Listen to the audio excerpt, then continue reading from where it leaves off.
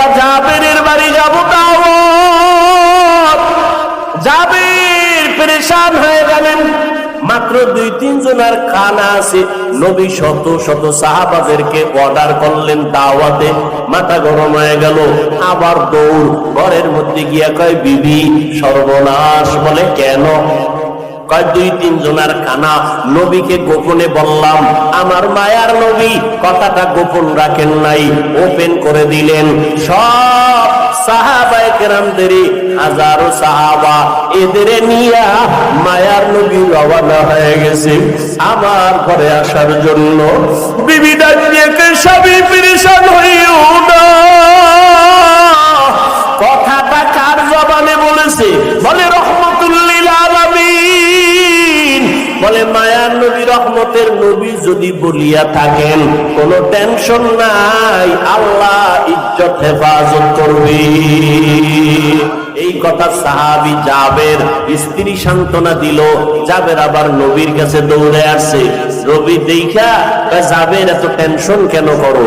বিবিরে গিয়া বল, রুটি বানাইয়া পাত্রের মধ্যে ঢেকে রাখতে বলবি, পাত্রের উপরের অংশটা যেন খোলে না।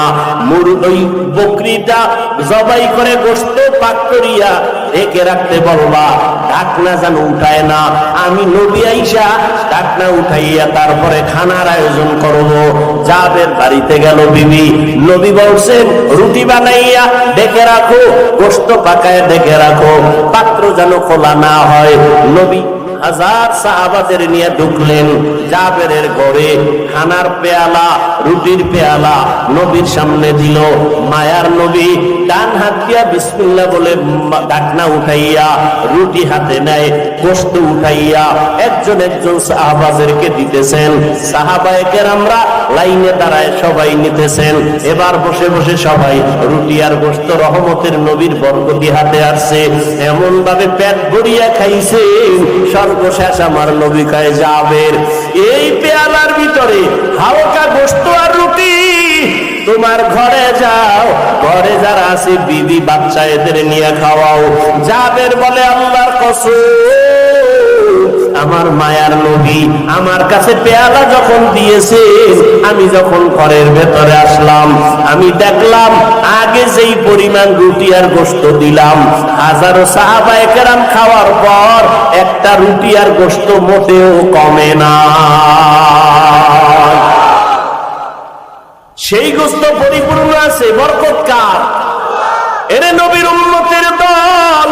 আল্লাহ পাক রব্বুল আলামিন বলেন, ও বান্দা, এমন এক বরকতের নবীরে তোমাদের কাছে পাঠাইলাম, যেই নবীর আদর্শ যদি ধরিয়া রাখো কিয়ামত পর্যন্ত তোমাদের ইজ্জত নষ্ট হবে না। আজকে এত সম্মান আল্লাহ দান করেছেন। কোটি টাকার মালিক হইলে সম্মান পাওয়া কই? টাকাওয়ালারা পলায় গেছে, খবর নাই। পাটি চালান দিয়েও পাওয়া যায় না, ঠিক নেই? তো ওই টাকা দিয়ে লাভ কি? ওই বাড়ি দিয়ে লাভ কি? এর সেই টিনের ঘরওয়ালা, কথা ঠিক নেই? একদল খুশি আর একদল কি বেজার। আবার এরা যদি জুলুম করে, আবার এদের উপরে আর একদল জালেম হয়ে বইবে যে এবার তোরা বাঘ আমরা যাবো। রহমতের নবী আমার জীবনটা কঠিন তুফানের মাঝে চলছে। ঘরের ভেতরে দুশ্মন, ডানে বামে সামনে পেছনে দুশ্মন। এত বড় দুশ্মনী করলো, জন্মভূমিতে আমার নবীকে থাকতে দিল না। গভীর রাত আমার নবী হিজরত করে মদিনার পথে রওনা। এরে নবীর আশিক মদিনায় যাইয়াও নবীরে শান্তিতে থাকতে দেয় না। ওই আবু জাহিল্লা লোক পাঠায় মুহাম্মদের সাথে যুদ্ধ করার জন্য। এভাবে বহু যুদ্ধ। একটা যুদ্ধ হলো খন্দকের যুদ্ধ। মদিনার পার্শ্বে 3 দিক থেকে পাহাড়, দুশমন আসতে পারে না। একদিক থেকে খোলা। নবী গর্ত খনন করলেন। সাহাবায়ে কেরামদের বললেন, গর্ত খনন যদি করি নিরাপত্তার জন্য, দুশমন আমাদের ডাইরেক্ট আইসা হামলা করতে পারবে না, চলো আমরা গর্ত খনন করি। নবীও কাজে লেগে গেলেন। পাথরওয়ালা জমিন, পাথর উঠাইয়া গর্ত পরীক্ষা খনন করবেন। ওদিকে প্রচন্ড গরম, সহ্য করা যায় না। এমন এক হালাত, সাহাবায়ে কেরামদের ভেতর থেকে কেউ দাঁড়ায় বলে, ইয়া রাসূলুল্লাহ, আমার বাড়িতে যাওয়া লাগবে, পাহারা দেওয়ার কেউ নাই, আসলে কাজে কষ্ট। এ কথা নবীকে বলতে পারে না, মিথ্যা অজুহাত দিয়া নবীর থেকে রুখসত চায়, ছুটি চায়। নবী দিবেন ভাব। জিবরাইল আমিন এসে হাজির। ইয়া রাসূলুল্লাহ, এদের অন্তরের মধ্যে নেফাকি, এরা আসলে নাম দেয় মুসলমান, আসলে এরা মুনাফিক। এদের জানায়া দেন। আল্লাহ আয়াত নিয়ে পাঠায় দিলেন, লাকাদ কানা লাকুম ফি রাসূলিল্লাহি উসওয়াতুন হাসানা। আল্লাহ পাক বললেন, ও নবী জানায়া দেন, মুনাফিকদের জন্য আপনি রাসূলের মধ্যে আদর্শ ছিল, তারা গ্রহণ করে নাই। মুমিনদের বলে দেন, আপনার মধ্যে তাদের জন্য আদর্শ আছে, থাকবে কিয়ামত পর্যন্ত। যারা গ্রহণ করবে তারা কামিয়াব হয়ে যাবে। আমার নবী নিজে কাজ করতেছেন পরীক্ষা খননের, সাহাবায়ে কেরাম কাজ করতেছেন। এক পর্যায়ে ক্ষুধা, খানা নাই, কষ্ট, পাথরওয়ালা জমিন, আবার রোদের প্রচন্ড তাপ। সাহাবাদের মধ্যে কেউ ক্ষুধার তৃষ্ণায় সইতে না পাইরা নবীর সামনে দাঁড়াইয়া জামাটা উঠাইয়া কয়, নবী দেখেন ক্ষুধার যন্ত্রণা সহ্য করতে পারি না, একটা পাথর পেটের সাথে চাপা দিয়ে বেঁধে রাখছি। ইয়া রাসূলুল্লাহ, ক্ষুধার যন্ত্রণা সইতে পারি না। নবী কয়, তোমরা হয়তো ভাবতেছো আমি মনে হয় আরামে খাইছি আর কাজ করতেছি। নবী কয়, তাকায়া দেখো সাহাবায়ে কেরাম, তোমরা ক্ষুধার তৃষ্ণায় একটা পাথর বাঁধছো। নবী জামাটা উঠায় কয়, দেখ। সাহাবায়ে কেরাম তাকায় দেখে, আমরা পাথর বাঁধলাম একটা, রহমতের নবী ক্ষুধার যন্ত্রণায় দুইটা পাথর পেটের সাথে চাপা দিয়ে বাঁধছে। নবী দুইটা পাথর বেঁধে রাখছেন, ক্ষুধা সহ্য করা যায় না। সাহাবায়ে কেরাম দেখে চোখের পানি ছেড়ে কান্নার আওয়াজ। আমার নবী যার কোনো গুনাহ নাই, দুইটা পাথর পেটে বেঁধে নবী এত কষ্ট করতেছেন, আর আমরা একটা পাথর বেঁধে কষ্ট করতেছি। সাহাবাদের কান্না, নবীরও কান্না চলতেছে। এক করুণ দৃশ্য সেখানে বিদ্যমান। পাশে একজন সাহাবী, জাবের রাদিয়াল্লাহু তাআলা আনহুর বাড়ি। জাবের এখানে দাঁড়ানো, নবীর কান্না দেখা সহ্য করতে পারে না, একটা দৌড় মারছে। ঘরের মধ্যে গিয়া গোপনে কয়, বিবি, রহমতের নবীর কান্না সহ্য করা যায় না, সাহাবাদের কান্না, ক্ষুধা, বলো ঘরের মধ্যে কি কোনো খাবার আসেনি? বিবি বলে, মাত্র 2-3 জনের খানার মতো একটু আটা আছে, আর একটা বকরির বাচ্চা আছে, 2-3 জন খেতে পারবে। একটা দৌড় মারছে, নবীর দরবারে আইসা দাঁড়ায় গেল। ও পয়গম্বর, কানে মুখ লাগায় নবী আসতে বলতেছি, আমার ঘরে সামান্য আটা, একটা বকরির বাচ্চা, 2-3 জন খেতে পারবে। আপনি যদি গোপনে গোপনে আসেন, 2-3 জন সাহাবীদের নিয়া আমার বাড়ি দাওয়াত। জাবের রাদিয়াল্লাহু তাআলা আনহু এই কথাটা বলা মাত্র মায়ার নবী আওয়াজকে বড় করে বলে, সাহাবায়ে কেরামরা চলো, আমরা জাবেরের বাড়ি যাব দাওয়াত। জাবের পেরেশান হয়ে গেলেন, মাত্র 2-3 জনের খানা আছে। নবী শত শত সাহাবাদেরকে অর্ডার করলেন দাওয়াতে। মাথা গরম হয়ে গেল, আবার দৌড়। ঘরের মধ্যে গিয়া কয়, বিবি সর্বনাশ। বলে, কেন? কয়, 2-3 জনের খানা, নবীকে গোপনে বললাম। আমার মায়ার নবী কথাটা গোপন রাখেন নাই, ওপেন করে দিলেন। সব সাহাবায়ে কেরামদের, হাজারো সাহাবা, এদের নিয়া মায়ার নবী রওনা হয়ে গেছে আমার ঘরে আসার জন্য। বিবি ডাক দিয়ে কয়, স্বামী পেরেশান হইও না। কথাটা কার জবানে বলেছে? বলে, রহমাতুল লিল আলামিন। বলে, মায়ার নবী, রহমতের নবী যদি বলিয়া থাকেন, কোনো টেনশন নাই, আল্লাহ ইজ্জত হেফাজত করবে। এমন একজন বিবি ঘরের মধ্যে পাওয়া কপালের ব্যাপার যে স্বামীর পেরেশানিটা ভাগ কইরা স্ত্রী নিয়া স্বামীকে সান্ত্বনা দিবে। স্বামী কোনো পেরেশান হইও না, কোনো টেনশন করবা না, আজকে কামাই করতে পারো নাই, আজকে কোন রকম মরিচ দিয়া খানা খাইয়া আমরা ঘুমাবো, বাজার করতে পারো না, টাকা নাই, আমরা কোন রকম খাইয়া জীবন কাটাবো। এমন বিবি হাজারে ঘরে একজন পাওয়া বড় কঠিন। এরে আল্লাহর গোলাম, ঈদের বাজার কোন স্ত্রী যদি স্বামীকে বলে স্বামী চা পারো নিয়ে আসো, কোনো ধার করবা না, ভোগ বিলাসের দরকার নাই, গরিবী হালাতে জীবন যাপন করব। আমার নবী বলেন আমি গরিব হইয়া মরতে চাই, গরিবদের সাথে থাকতে চাই, কিয়ামতের দিন আমি গরিবদের নিয়ে জান্নাতে ঢুকতে চাই। রহমতের নবী এই কথা সাহাবী জাবের স্ত্রী সান্ত্বনা দিল। জাবের আবার নবীর কাছে দৌড়ে আসছে। নবী দেখা জাবের এত টেনশন কেন করো? বিবিরে গিয়া বল রুটি বানাইয়া পাত্রের মধ্যে ঢেকে রাখতে বলবি, পাত্রের উপরের অংশটা যেন খোলে না। ওই বকরিটা জবাই করে গোশত পাক করিয়া ঢেকে রাখতে বলবা, ঢাকনা যেন উঠায় না। আমি নবী আইসা ঢাকনা উঠাইয়া তারপরে খানার আয়োজন করব। জাবের বাড়িতে গেল বিবি, নবী বলছেন রুটি বানাইয়া ডেকে রাখো, গোশত পাকায় ডেকে রাখো, পাত্র যেন খোলা না হয়। নবী হাজার সাহাবাদের নিয়ে ঢুকলেন জাবেরের ঘরে। খানার পেয়ালা, রুটির পেয়ালা নবীর সামনে দিল। মায়ার নবী ডান হাত দিয়া বিসমিল্লাহ বলে ঢাকনা উঠাইয়া রুটি হাতে নেয়, গোশত উঠাইয়া একজন একজন সাহাবাদেরকে দিতেছেন। সাহাবায়ে কেরামরা লাইনে দাঁড়ায় সবাই নিতেছেন।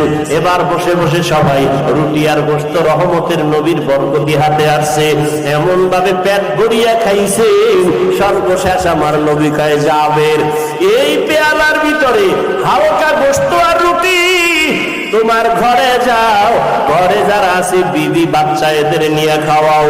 জাবের বলে আল্লাহর কসম, আমার মায়ার নবী আমার কাছে পেয়ালা যখন দিয়েছে, আমি যখন ঘরের ভেতরে আসলাম, আমি দেখলাম আগে যেই পরিমাণ রুটি আর গোশত দিলাম, হাজারো সাহাবায়ে কেরাম খাওয়ার পর একটা রুটি আর গোশত মোটেও কমে না।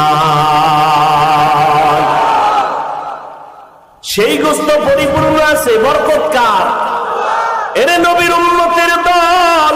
আল্লাহ পাক রব্বুল আলামিন বলেন, ও বান্দা, এমন এক বরকতের নবীরে তোমাদের কাছে পাঠাইলাম, যেই নবীর আদর্শ যদি ধরিয়া রাখো কিয়ামত পর্যন্ত তোমাদের ইজ্জত নষ্ট হবে না। আজকে এত সম্মান আল্লাহ দান করেছেন, কোটি টাকার মালিক হইলে সম্মান পাওয়া কই? টাকাওয়ালারা পলায় গেছে, খবর নাই, পাটি চালান দিয়েও পাওয়া যায় না, ঠিক নেই? তো ওই টাকা দিয়ে লাভ কি? ওই বাড়ি দিয়ে লাভ কি? সেই টিনের ঘরওয়ালা, কথা ঠিক নেই? একদল খুশি আর একদল কি বেজার। আবার এরা যদি জুলুম করে, আবার এদের উপরে আর একদল জালেমায় বইবে যে এবার তোরা বাঘ আমরা যাবো, কথা ঠিক নেই? শান্তি নাই, মুহাম্মদের আদর্শ ছাড়া শান্তি হবে না। কোন আদর্শে শান্তি হবে না। আল্লাহর কসম, দুনিয়ার সব আদর্শ নাপাক, একমাত্র মদিনার আদর্শই হলো পাক। নবীজির আদর্শে শান্তি আর শান্তি, ওলামায়ে কেরাম শান্তি, স্কুলে পড়ে, কলেজে পড়ে, চাকরি করে, ব্যবসা করে, ডাক্তার, প্রফেসর, ইঞ্জিনিয়ার, নবীর আদর্শ মেনে চলে, সম্মান, শান্তি, কোনো টেনশন নেই। আছে? কোনো টেনশন নেই। ও যুবক, ও বৃদ্ধ বাবাজি, পর্দার আড়ালের মা বোনেরা, ওই নবীর আদর্শের মালা গলায় লাগাইও। টাকার মধ্যে শান্তি না, খানার মধ্যে শান্তি না, শান্তি দেওয়ার মালিক আমার আল্লাহ। না খাওয়ার মধ্যেও একটা শান্তি আছে, ঘুমানোর মধ্যে শান্তি, টিনের ঘর, খেরের ঘরের মধ্যেও শান্তি, বিল্ডিং এ শান্তি নাই। টাকার ভেতরে শান্তি নাই, যত টাকা বাড়ে তত অশান্তি বাড়ে। টাকা যত বাড়ে তত দুশ্মন বাড়ে, ডাকাত বাড়ে, মামলা আর হামলার ভয়। টাকা যত বাড়বে কিয়ামতের দিন জান্নাতে সবার শেষে যেতে হবে। কারণ টাকা কেমনে কামাইছো আর কেমনে খরচ করছো হিসাব না দিয়া জান্নাতে যেতে পারবা না। এই জন্য নবীজি বলেন, ও গরিব, ধনী লোকের 500 বছর আগে জান্নাতে যাইবা। ও আল্লাহর বান্দারা, ও যুবক, আমি কিন্তু এই কথা বলি না সবাই আমার মতো হুজুর হইয়া যাও, স্কুল কলেজ বাদ দিয়া দাও, কওমি মাদ্রাসায় আসো, তাবলীগে যাও, না হয় জাহান্নামে যাইবা। একবারও বলি না, বরং আমি আশ্বাস দিয়া যাই, ও যুবক, স্কুলে পড়ো বাধা নাই, কলেজে পড়ো বাধা নাই, চাকরি করো বাধা নাই, ডাক্তার হও বাধা নাই, ইঞ্জিনিয়ার হও বাধা নাই। আমার দেশে তুমি ইঞ্জিনিয়ার হবা, মুসলমানের গৌরব। মুসলমানের ছেলে ডাক্তার হও, মুসলমানের জন্য গৌরব, মুসলমানের সন্তানের জন্য গৌরব। ও আল্লাহর বান্দা, তবে চরিত্রটা ঠিক রাইখা চলো, নিজে বিনয়ী হইয়া নবীর মহাব্বতে 5 বেলার নামাজ পড়ো, মা বাবার দোয়া নিয়ে চলো, আলেমদের পরামর্শ নিয়ে চলো। এইভাবে যদি চলতে পারো, ডাক্তার হইয়াও তোমার জীবন সফল। আর যদি নবীর আদর্শ না মানো, ডাক্তার হইয়াও কপালে জুতার বাড়ি। এত সুন্দর ডাক্তার, MBBS ডাক্তার, এরপরে নাম কত সুন্দর, কিন্তু দেশেও থাকতে পারে নাই নবীর বিরুদ্ধে, ইসলামের বিরুদ্ধে যাওয়ার কারণে। বাংলাদেশের মানুষ আর কোন দিন বুঝবি? নিমক হারামের গোষ্ঠী বারবার দেখতেছো ইসলামের বিরুদ্ধে, কোরআনের বিরুদ্ধে, মাদ্রাসার বিরুদ্ধে, আলেমদের বিরুদ্ধে কথা বলে কেউ চেয়ারে বসে থাকতে পারে নাই। এরপরও যারা এই আলেমদের বিরুদ্ধে ষড়যন্ত্র করে, এদের মতো বোকা, এদের মতো নির্মম জাহেল আর এই জমিনে কেউ হতে পারে না।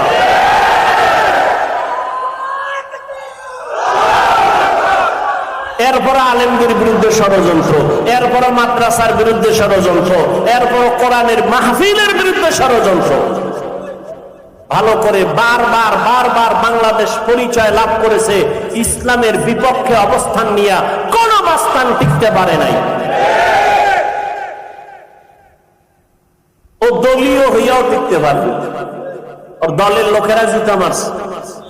কও ইসলামের বিরুদ্ধে কইলি কেন? হজের বিরুদ্ধে বললি কেন? বিসমিল্লাহর বিরুদ্ধে বললি কেন? কথা ঠিক না? এদেশের মানুষ ইসলামের প্রতি অনেক দুর্বল, কালেমার প্রতি দুর্বল, আলেমদের প্রতি দুর্বল। এই জন্য আবার কিছু মুনাফিকরা আলেমগো কাছে রাইখা নিজের স্বার্থ উদ্ধার করতে চায়। এই জন্য ওলামায়ে কেরামেরও খুব সতর্কতা অবলম্বন করে চলতে হবে যে আমরা কারো ব্যানারে ব্যবহার হব না, বরং আমরা আল্লাহর গোলাম, রাসূলের উম্মত হয়ে চলব। আমরা কোন ব্যক্তির গোলামি করব? আল্লাহ যে সম্মান দিয়েছেন, এরপর কি আর ডিসির চেয়ার লাগবে? ওইটার সম্মান বেশি না কোরআনের চেয়ারের সম্মান বেশি? তাহলে ডিসির পিছনে দৌড়াবো কেন? ওই চেয়ার আমারে দাও। ওই চেয়ারের পিছনে তো অসম্মানও আছে। আল্লাহ হেদায়েত দান করুন। এজন্য যুবকদের বলি, স্কুলে পড়ো, কলেজে পড়ো, ডাক্তার হও, আল্লাহর দোয়া করি, শুকর আদায় করি, তবে বেয়াদব হইও না। আলেমদেরকে মোহাব্বত করো, 5 ওয়াক্ত নামাজ পড়ো, মা বাবার দোয়া নিয়ে চলো। ডাক্তার হইয়াও তোমার জীবন সফল, মরিয়া গেলেও তুমি অমর। কবি নজরুলের ইতিহাস পড়ো, সুনাম করো। কবি নজরুল তোমার মতো সারা রাত মোবাইলে আকাম করলে কে নাম নিত? কে নাম নিত? এজন্য জীবনের সফলতার জন্য 2টা পুঁজি লাগবে, সুস্থতা আর সুন্দর চরিত্র। চরিত্র ভালো না, তুমি যত টাকাওয়ালা হও তোমার কোনো দাম নেই, কোনো দাম নেই। আমি এগুলোর নাম বলতে চাই না। সোনার বাংলায় বহু নাম বলে বলে বলা যায় অমুক টাকাওয়ালা, চরিত্রের কারণে শেষ।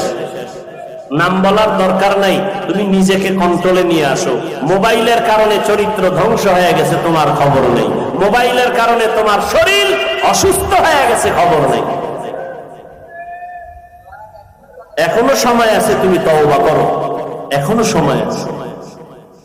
তোমার মতো যুবক স্কুলে পড়ে, কলেজে পড়ে, 5 ওয়াক্ত নামাজ পড়ে, আছে না নাই? তুমি পারো না কেন? তোমার মতো যুবক তাকায় দেখো, রাস্তায় গাড়ি চালায়, 5 বেলার নামাজ পড়ে, অভাব নাই।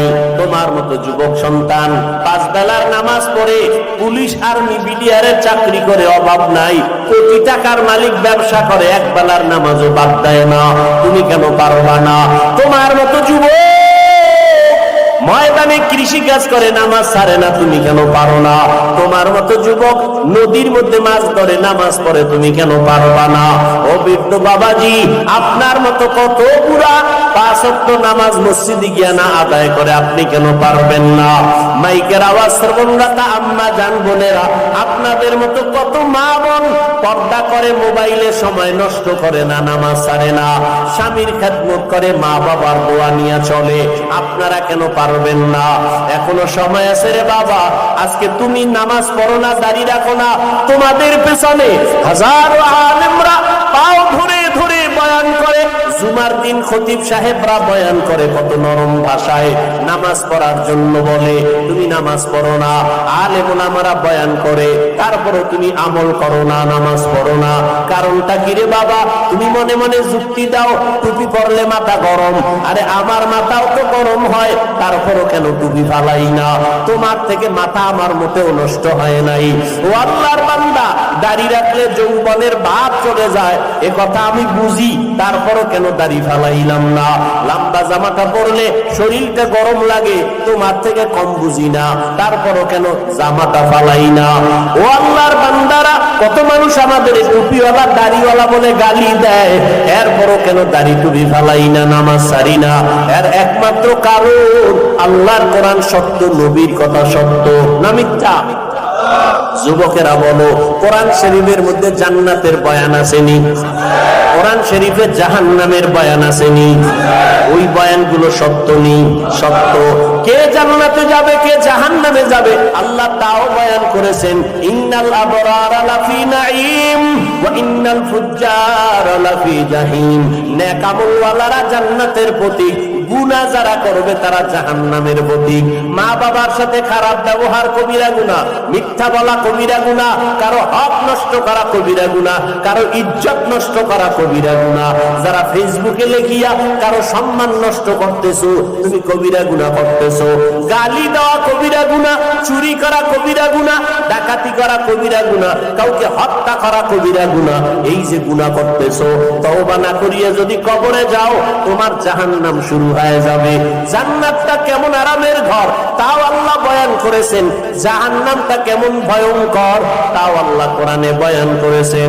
এগুলো যখন পড়িয়া আলেমের রাস্তায় চলে আসলাম, চিন্তা করে দেখলাম এই রাস্তায় চলতে গিয়া নবীরা কত কষ্ট করেছেন, তারপরও নামাজ ছাড়ে নাই, দাড়ি কাটে নাই। আম্বিয়ায়ে কেরাম, সাহাবায়ে কেরাম কষ্ট করেছেন, কত মানুষ অত্যাচার করেছে, নামাজ ছাড়েন নাই, দাড়ি কাটেন নাই। আলেমরা কষ্ট করেছেন, তারপর নামাজ ছাড়ে নাই, দাড়ি কাটে নাই, বেপরদায় চলে নাই। অতএব চিন্তা ভাবনা করে দেখলাম দুনিয়ার সম্মান কিছুই না রে বাবা। চোখের সামনে কত যুবকের লাশ, আমার বয়সের কত ক্লাসের ছাত্র ভাইরা আজকে দুনিয়ায় নাই, কবরে চলে গেছে। আমার থেকে অল্প বয়সের কত সন্তান চলে গেল, আমার থেকে বেশি বয়সের কত মানুষ চলে গেল। ও আল্লাহর বান্দা, একদিন আমাকেও যেতে হবে, তোমাকেও যেতে হবে। ওই অন্ধকার কবরে যেদিন যাব, আমার গায়ের জামাটা বেলেট দিয়া কেটে রেখে দিবে, 3টা সাদা কাফনের প্যাকেট বানাইয়া। আল্লাহর কোরআন সত্য, নবীর কথা সত্য রে বাবা। আমার নবী, যার কোনো গুনাহ নাই, ওই নবী পর্যন্ত জাহান্নামের আযাবের ভয়ে কান্না করেন। আম্মা জান আয়েশা রাদিয়াল্লাহু আনহা বলতেছেন, ও নবী আপনি কেন কাঁদেন? নবী বলেন, কিয়ামতের ময়দানে আমার উম্মতের কি হালাত হবে, এই ভয়ে কান্না করি। বলে কেমন হালাত হবে? বলে কিয়ামতের ময়দানে সূর্যের গরম, জাহান্নামের আগুনের গরম, নবীরা পর্যন্ত বেকার আর হায়া কান্নায় বিভোর হয়ে যাবেন, ঈসা নবী কান্না করবেন, হাসরের মাঠে মুসা নবী কান্না করবেন নিজেকে বাঁচাবার জন্য, ইব্রাহিম নবী কান্না করবেন, উম্মতেরা সুপারিশের জন্য যাবে, সব নবীরা কান্না করে উম্মতের তাড়ায় দিবে, মুসা নবীও তাড়ায় দিবে, ঈসা নবী তাড়ায় দিবে। আম্মা জানকে নবী বলেন সর্বশেষ আমার উম্মত গুলো আমি মুহাম্মদের হাসরের ময়দানে তালাশ করবে। আম্মা জান বলেন ইয়া রাসূলুল্লাহ আপনাকে উম্মতেরা কোথায় পাবে? রহমতের নবী বলেন আয়েশা তখন আমি আল্লাহর কুদরতের সামনে মাকামে মাহমুদে সিজদায় পড়ে কান্না করব। সমস্ত নবীরা নিজেদের জন্য কান্না করবেন, আমি নিজের জন্য কাঁদবো না। আমি কান্না করে বারবার আল্লাহকে বলবো হে আল্লাহ আমার উম্মতের বাঁচাও, আমার উম্মতের বাঁচাও, আমার উম্মত যেন জাহান্নামে না যায়, আমার উম্মতের বাঁচাও। আল্লাহ পাক অর্ডার করবে নবী আপনি কাঁদবেন না, উম্মতের দরিয়া দরিয়া জান্নাতের পথে নিয়ে যান। আম্মা জান আয়েশা বলেন তখন কি করবেন?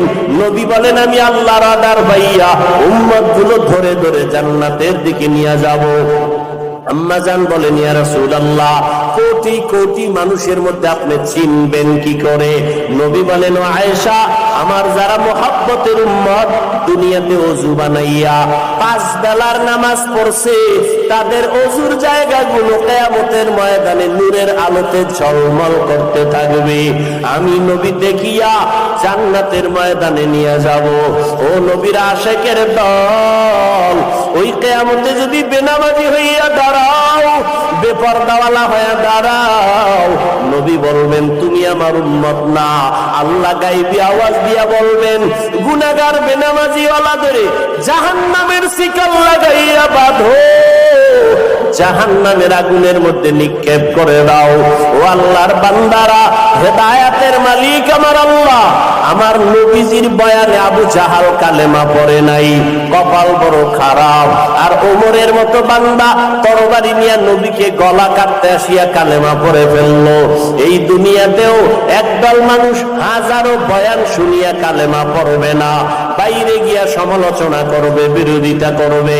আর একদল আল্লাহর গোলাম গুনার কথা স্মরণ করে তওবা করবে আর মনে মনে বলবে হে মালিক জীবনে কত নামাজ ছাড়লাম, বেপরদায় চললাম, গুনাহ করলাম, আজকে থেকে নামাজ ছাড়বো না, বেপরদায় চলবো না, দাড়ি কাটবো না, মা বাবারে কষ্ট দিব না, উলামায়ে কেরামের পরামর্শ নিয়া নবীর তরিকা মানিয়া চলবো।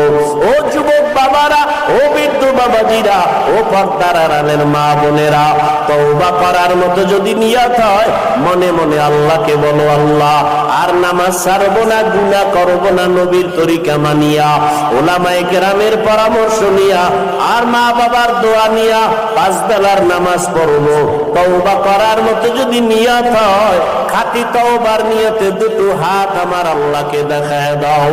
আয় আল্লাহ হাতগুলো কবুল করে নেন, তওবা কবুল করে নেন, তওবার উপরে মজবুত হইয়া চলার মতো তৌফিক দান করেন।